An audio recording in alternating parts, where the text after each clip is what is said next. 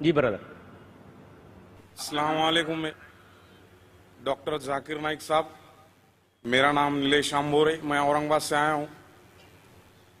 میرا سوال یہ ہے سر آپ سے، آپ جب کسی ہندو گیتا یا وید کا حوالہ دے کر اگر آپ کچھ بولتے ہیں یا قرآن سے وہ ملتا ہے تو کیا اس کے اوپر ہم عمل کر سکتے ہیں؟ بھائی صاحب کا سوال ہے کہ جب میں گیتا کا حوالہ دیتا ہوں، وید کا حوالہ دیتا ہوں، دوسرے مذہبی کتابوں کا حوالہ دیتا ہوں، جب وہ قرآن سے ملتی ہے تو کیا ہم اس کے اوپر عمل کر سکتے؟ قرآن کی بات یا وید کی بات کریں یا گیتا کی بات؟ گیتا یا وید کی؟ گیتا یا وید. تو اگر جو چیز وید اور گیتا میں لکھی ہے اور جو قرآن سے ملتی ہے، کیا ہم ان پہ عمل کر سکتے ہیں؟ میرا کہنا یہ ہے کہ قرآن کو کہا گیا فرقان. فرقان مطلب وہ چیز جو سچ اور جھوٹ کے بیچ میں جو ڈفرنس ہے اس کو پہچانتی ہے.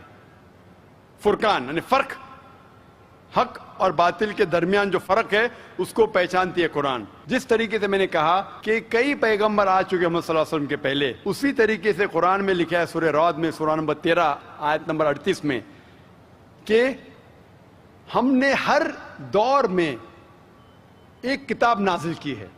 نام سے صرف 4 کتابوں کا ذکر ہے: توراہ، زبور، انجیل اور فرقان، قرآن.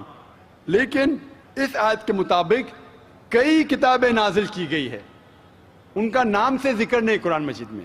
لیکن جتنی بھی کتابیں قرآن مجید کے پہلے آئے وہ صرف ایک امت کے لیے تھی، ایک گروہ کے لیے تھی، اور وہ سارا پیغام محدود تھا ایک وقت کے لیے.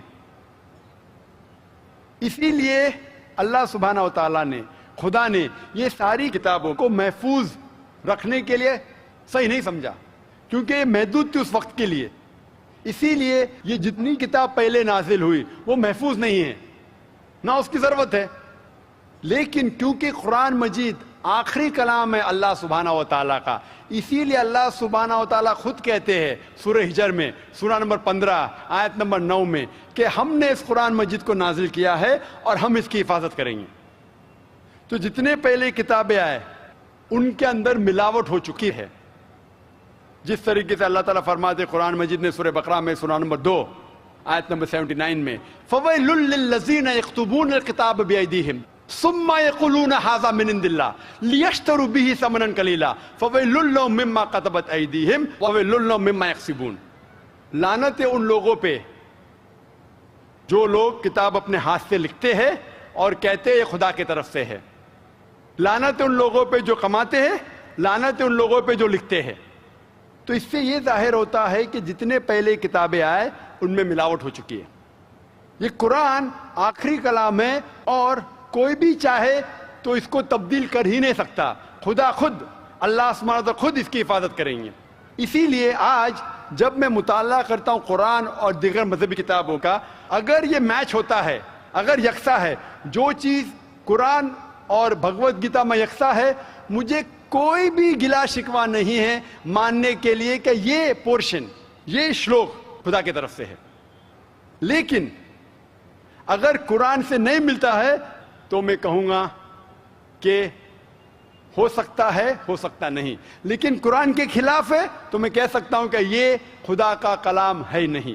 اسی لیے جو کلام قرآن سے ملتا ہے، چاہے وہ شلوک ہو یا منترا ہو، وید کا ہو، اپنشد کا ہو یا گیتا کا ہو، یا چاہے دھما پٹ کا ہو، اویستا کا ہو، دساتیر کا ہو، چاہے اولڈ ٹیسٹمنٹ کا ہو، نیو ٹیسٹمنٹ کا ہو، جو بھی چیز قرآن سے ملتی ہے، ہم مسلمانوں کو کوئی گلا شکوہ نہیں ماننے کے لیے کہ یہ بھاگ خدا کی طرف سے ہے.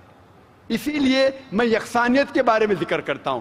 تو آپ کے لیے بھی میں کہتا ہوں کہ جو اختلاف کی بات ہے اسے چھوڑ دو، جو یکسانیت کی باتیں ہیں، جو آپ کے کتاب میں لکھا ہے، ویدا میں لکھا ہے، پرانا میں لکھا ہے کہ آخری پیغمبر محمد صلی اللہ علیہ وسلم میں، تو آپ کے لیے فرض ہے کہ آپ بھی اس آخری پیغمبر میں مانیں. تو آپ آخری پیغمبر میں مانتے؟ آپ کی وید میں مانتے؟ ہو مانتے ہیں. آپ پرانا میں مانتے ہیں؟ ہو مانتے. تو میرے تقریر میں میں نے اتنے بار کہا اور اتنے حوالے دیا کہ آپ کی مذہبی کتابوں میں لکھا ہے کہ محمد صلی اللہ علیہ وسلم انتم رشی ہے. آپ کل کی پرانا پڑھیں گے تو ان کے والد کا نام لکھا ہے وشنو یاس عبداللہ، ان کے والدہ کا نام لکھا ہے سمتی آمنہ. وہ کہاں پیدا ہوئیں گے؟ سنبالا میں، مکہ میں. وہ چیف آف سنبالا میں، قریش کے خاندان میں. ساری چیزیں میں نے کہا. تو اب آپ مانتے ہیں کہ آخری پیغمبر محمد صلی اللہ علیہ وسلم ہے؟ ہو مانتے ہیں نا. ماشاء اللہ.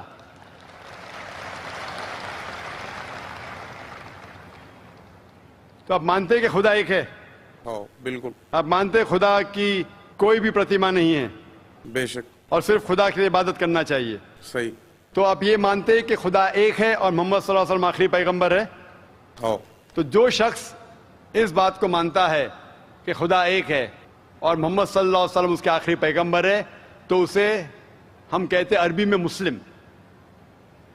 یعنی وہ شخص جو امن حاصل کرتا ہے اپنے خواہش اللہ کے احکامات کے مطابق. تو آپ مانتے اللہ ایک ہے اور محمد صلی اللہ علیہ وسلم آخری پیغمبر ہے؟ ہو مانتے. تو آپ چاہتے کہ اسلام قبول کرے؟ لا الہ الا اللہ محمد رسول اللہ. ماشاء اللہ، ماشاء اللہ، ماشاء اللہ، سبحان اللہ. آپ سے زبان سے کہہ دیے کہ اللہ ایک ہے، اس کے علاوہ کوئی معبود نہیں عبادت کے لائق، اور محمد صلی اللہ علیہ وسلم آخری پیغمبر، آپ مسلمان ہیں. جس طریقے سے آپ نے سوال کیا مجھے شک ہو رہا تھا کہ ماشاء اللہ آپ مومن ہیں، اور میں دعا کرتا ہوں اللہ سبحانہ تعالیٰ سے کہ آپ کو انشاءاللہ اس دنیا اور آخرت میں سفلتا دے.